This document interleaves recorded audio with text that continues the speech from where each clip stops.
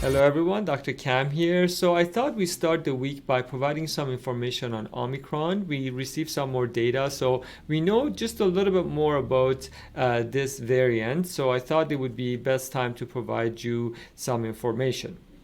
Our first topic is how transmissible is this virus? And unfortunately, the data is showing that this is by far more transmissible than any other variants that we've seen so far.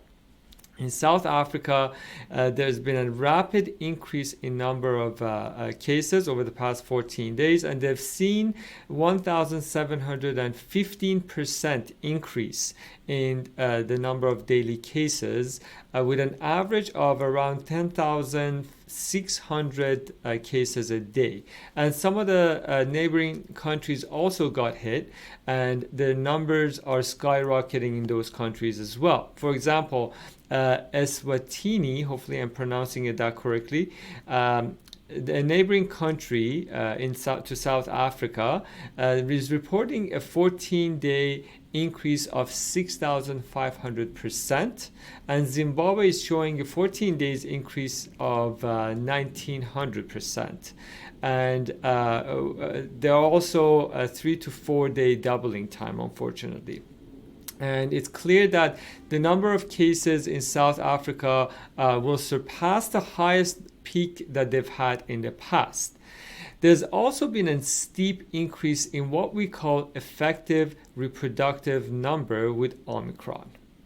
So what is effective reproductive number? It's very important to understand effective reproductive number so that you can understand the transmissibility of a pathogen, how transmissible a virus could be. So this is what we call an RT, and it's the average number of additional infections caused by one infection. So when the number is 1, that means for every one case, there's one more case. So the number of infections remains steady in a community. If it's below 1, it's a good news. That means over time, the number of infections will decrease and decrease and decrease. If it's greater than 1, however, that means that in fact, case numbers will increase over time. If you look at what's happening in South Africa, the reproductive number is somewhere between 3 to 3.5. This means that you could expect to see for every case today, 3 or 4 days from now, you could see around 3 to 3.5 additional cases. And you can see how fast this number can grow. So it's fair to say that what we're seeing right now with Omicron being more transmissible than any previous strains, including Delta. So clearly, we've seen that Omicron is outcompeting Delta in South Africa. There's been a rapid replacement of Delta variants by the Omicron variant in South Africa in just the past 2.5 weeks alone, where it took Delta variant almost a month and a month and a half to become the dominant variant in South Africa. And less than a month from where it was first identified, Omicron now has been detected in 57 different countries. And unfortunately, in 7 countries, it's actually been detected among people who actually never traveled internationally. And I could see that it is probably over 90% of countries in the world have some individuals that are infected without traveling internationally. And we know that there's ongoing transmission happening among people that never traveled to any of those countries that have infections prevalent within those regions. So in conclusion on topic 1, what we have learned about Omicron that is highly transmissible. Topic number 2. So what have we learned about the ability of Omicron to cause serious disease early on? So I think it's still too early to tell, but the data right now from South Africa supports that it's less severe disease and it causes milder symptoms, which is a really great news.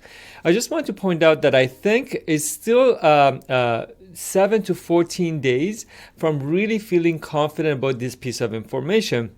But right now, what we know is that patients had shorter hospital stay, on average just 2.8 days for Omicron compared to 8.5 days, an average stay in hospital for Delta variant. Omicron seems to have much lower age profile, however, which may be the reason behind less severe symptoms. For example, 80% of patients who are hospitalized are under age of 50. This is really important. I'm just going to repeat it again. 80% of patients were under the age of 50. This may at least be part account for the lower overall severity of symptoms we're seeing in the sample of patients. But in general, it seems that it's less severe disease, and this is really great news. However, we're going to have to confirm this over the next couple of weeks. Topic 3. So what have we learned about the ability of Omicron to evade immune protection that we have from a vaccination or prior infection? So in this case, I'm talking about 2-dose vaccination, not the 3-dose vaccination. And we've seen that transmission does occur and people get reinfected, those who have been vaccinated with 2 doses after, it's been months, and also those who have had prior infections. But that transmission seems to happen in either large gatherings or events without proper protection, like, for example, mask, hand hygiene, and other infection prevention and control protocols that needs to be in place. But none of them were seriously ill, which is really great news. But still, that shows that even though that you've been vaccinated, you need to still follow the infection prevention and control protocols. You need to follow public health guidelines, and please get your 3rd dose when it's time, when you're eligible. Get your 3rd dose and boost your immune system.